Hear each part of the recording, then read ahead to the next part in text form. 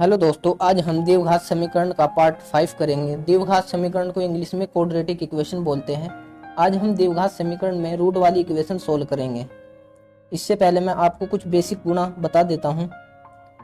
अगर हमारे पास ये 3 है, इसको हम 2 बार ऐसे लिख सकते हैं, √3 और √3। अगर हमारे पास कोई भी संख्या है, ये 5 ही है, इसको भी हम 2 बार ऐसे लिख सकते हैं, √5 और √5। अगर हम किसी भी संख्या जैसे 2√3 इंटू 4√3 इनकी गुणा करनी है हमें आपस में, तो सबसे पहले हम रूट की रूट में करते हैं। अगर ये सेम है, जैसे √3 इधर भी है और √3 इधर भी है, अगर ये सेम है, इनकी गुणा करनी है हमें, तो सबसे पहले इन दो की हम गुणा करते हैं। जैसे मैं बता चुका हूँ, अगर ये दो √3 ये है और √3 ये है, ये 2 मिल गए हमें, इनका हम 1 लिख लेते हैं। तो मैं इन दोनों की गुणा करने पर इनका 1 3 लिख लूँगा। उसके बाद जो आगे की संख्या है उसे ऐसे ही उतार लूँगा, और जो ये संख्या है इसको भी मैं ऐसे ही उतार लूँगा। अब हम इनकी गुणा कर लेंगे, 2 × 6 और 6 × 24, ये हमें 24 प्राप्त हो गया। इस प्रकार हम रूट की गुणा मल्टीप्लाई भी कर सकते हैं। ये हम अब गुणा सीख चुके हैं। अब हम इस इक्वेशन को सोल्व करेंगे। तो इस इक्वेशन की सबसे पहले संख्या वाली इक्वेशन है, इस संख्या की गुणा इसमें होती है। आप सबको पता है कि अगर यहाँ कोई संख्या आ जाए तो इस संख्या की गुणा इस पीस में होती है पूरे में। तो इस पीस की गुणा इस पीस में करूँगा। मैं यहाँ इन दोनों पीसों को लिख रहा हूँ साइड में, 4√3 और 5√3। मैंने इन दोनों को लिख लिया। अब हम इन दोनों की गुणा करेंगे, देखते हैं क्या आता है। जब मैं इसकी गुणा इस रूट की गुणा इस रूट में करूँगा, जैसे मैं ऊपर भी बता चुका हूँ कि जब इसकी गुणा इसमें करते हैं, जब मैं इस रूट की गुणा इस रूट में करूँगा तो इसका हम 1 3 उतार लेंगे। उसके बाद जो ये आगे की संख्या बच रही है, ये और ये, इसको मैं यहाँ उतार लूँगा और इसको भी मैं यहाँ उतार लूँगा। अब हम इन तीनों की आपस में गुणा कर लेंगे। 4 × 12 और 12 पंजे ये 60 हमें मिल गया। जब हमारी ये संख्या मिल जाती है, हमें बस इतना ही काम करना है। इसकी गुणा इससे करने के बाद ये हमें 60 प्राप्त हो गया। अब हमें कुछ नहीं करना, अब हमें इस इक्वेशन पर आना है। अब हम इसके फैक्टर करेंगे और इसके फैक्टर बहुत ही यूनिक तरीके से करेंगे, जिसमें हमें कोई परेशानी नहीं होगी। अब ये जो रूट के अंदर संख्या दिख रही है 5, इसको हम यहाँ उतारेंगे। ये मैंने यहाँ उतार ली इसको, और इस 5 से अब हमें ऐसी संख्या की गुणा करनी है जो हमें ये 60 प्राप्त हो जाए। मैं इस 5 से 12 की गुणा करूँगा तो हमें 12 पंजे 60 मिल गया।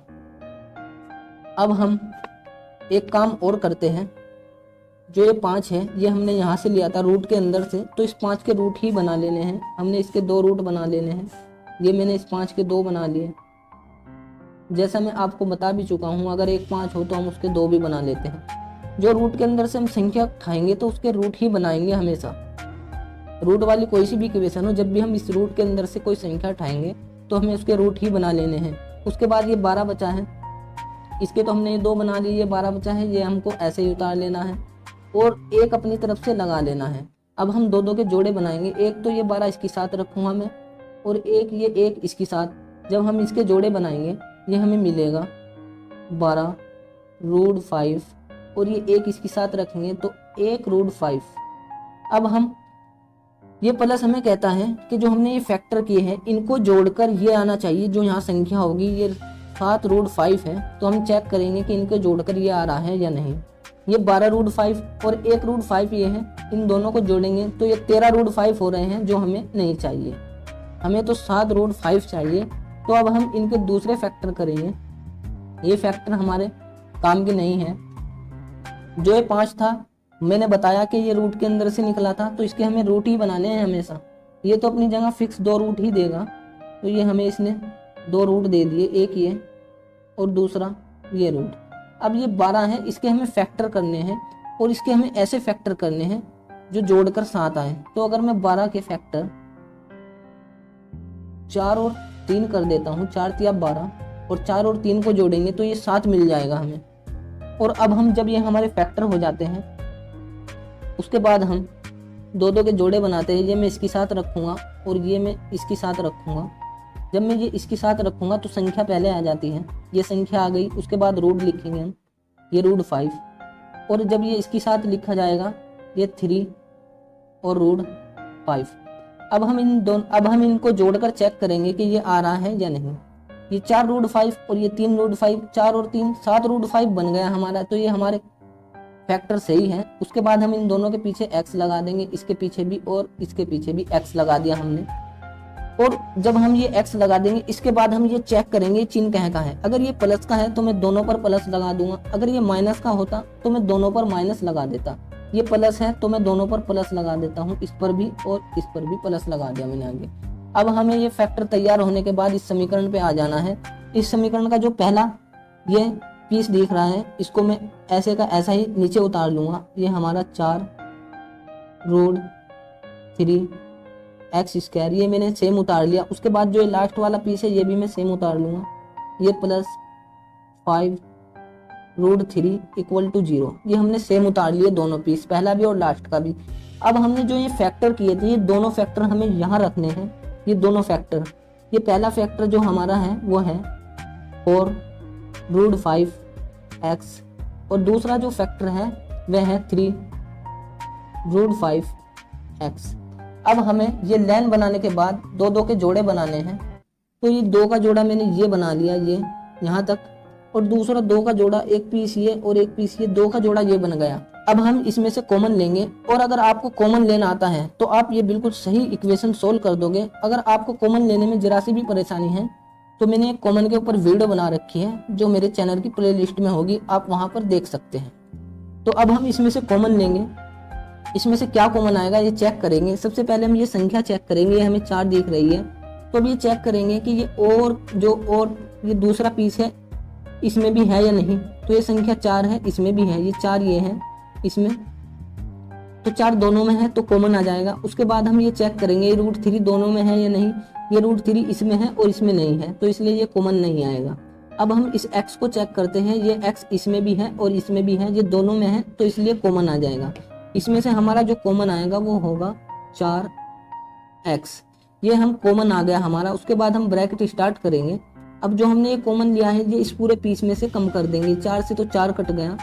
उसके बाद ये √3 बच गया, ये हम यहाँ लिख लेंगे √3, और ये 2x⁻² है और ये एक हमने इसमें से बाहर ले ली थी तो ये 1x बच गया था, ये हमने 1x लिख लिया। उसके बाद ये प्लस में यहाँ लिखूंगा, और अब हम ये 4 से तो इस 4 को काट दिया हमने, ये 5 √5 बच गया, और ये x तो हमने बाहर निकाल लिया। जब हम बाहर निकालते हैं तो वो दोनों में से बाहर जाता है। ये x मैंने कॉमन ले लिया था इसलिए x बाहर निकल गया। अब हम ब्रैकेट बंद कर देते हैं।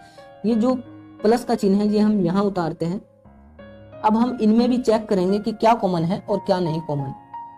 ये जो 3 दिख रहा है मुझे, मैं इधर चेक करूंगा, हाँ इधर भी एक √3 है। तो इस जो ये 3 दिख रहा है, अगर मैं इसके ऐसे 2 बना लूं तो इधर भी √3 है, इधर 2 √3 आ जाएंगे और इधर एक √3 है, तो इसमें से भी कॉमन आ जाएगा। अब हम ये √5 चेक करते हैं कि इधर भी है या नहीं। तो इधर मुझे 5 दिख रहा है, अगर मैं इस 5 के ऐसे 2 बना लूं तो एक √5 इधर भी है और 2 इधर, इसकी जगह ये 2 आ जाएंगे, तो एक 2 √5 इधर भी है, तो कॉमन √3 और √5 ये दोनों कॉमन आ जाएंगे। उसके बाद हम ब्रैकेट स्टार्ट करेंगे। ये √3 और √5, ये जो √3 है इसकी जगह हम ये 2 रूट लिख लेंगे। उसके बाद एक तो बाहर आ गया, एक बच जाएगा इसकी जगह, तो इससे एक 2 है ना, इसकी जगह 2 होते हैं तो एक कट गया, एक बच जाएगा, ये √3 बच गया। अब ये √5 है, इससे तो ये पूरा कट गया और अब यहाँ x बचा। उसके बाद ये प्लस है, हमने यही उतार लिया। अब हम यहाँ देखते हैं इसमें 5 है और ये √5 हमने पहले ही कॉमन ले चुके हैं, तो 5 के हम 2 बनाने के बाद एक कॉमन निकालने के बाद एक कॉमन बाहर आ जाएगा तो एक बचेगा, तो यहाँ एक √5 बचा। उसके बाद ये √3 है, इस √3 से ये √3 पूरा कट जाएगा, तो यहाँ ब्रैकेट बंद करने के बाद बराबर 0 आ जाएगी। अब हम देखते हैं कि √3x प्लस √5, √3x प्लस √5 दोनों में है, और जब ये दोनों में है तो ये कॉमन आ जाएगा, इसको हम बाहर निकाल लेंगे। ये हमारा √3x प्लस √5 ये हमने कॉमन निकाल लिया। जब हम ये कॉमन निकालते हैं तो ये भी बाहर निकल गया और ये भी बाहर निकल गया। अब जो बचा है वो हम इस ब्रैकेट में लिखेंगे। अब हम यहाँ से स्टार्टिंग से कम करेंगे, यहाँ से 4x हमें मिला और ये जो √3 प्लस √5x, तो ये तो बाहर आ गया। उसके बाद हम प्लस ये √3 और √5 हम यहाँ लिख लेंगे, √3 और √5, और ये जो √3x प्लस √5 ये तो हमने बाहर कॉमन ले लिया, ये ब्रैकेट बंद कर दिया। उसके बाद 0।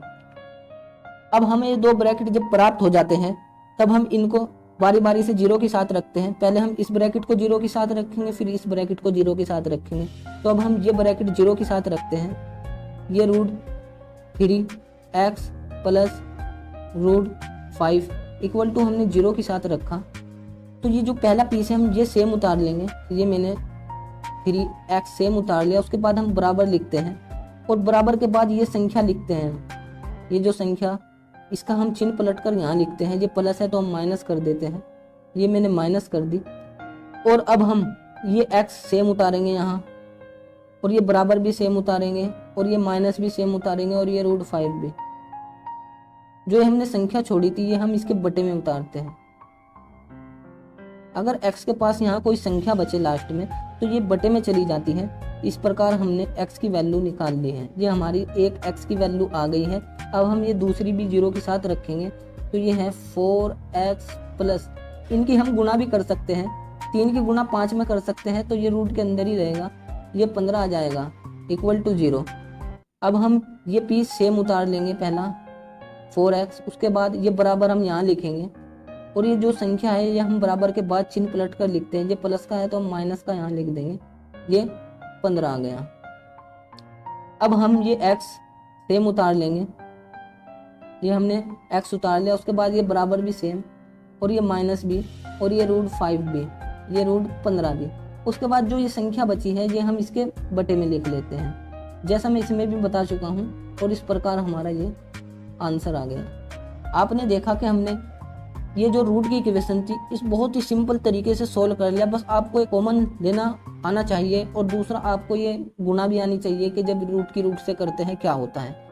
यदि आपको किसी भी टॉपिक में कोई प्रॉब्लम है और आप उसकी वीडियो चाहते हैं तो कमेंट सेक्शन में आप उस टॉपिक का नाम लिख कर डालिए। मैं उस पर आपके लिए एक वीडियो बनाऊंगा जो आपकी प्रॉब्लम को सॉल्व कर देगी। आज के लिए इतना ही। नेक्स्ट वीडियो में फिर मिलते हैं। धन्यवाद।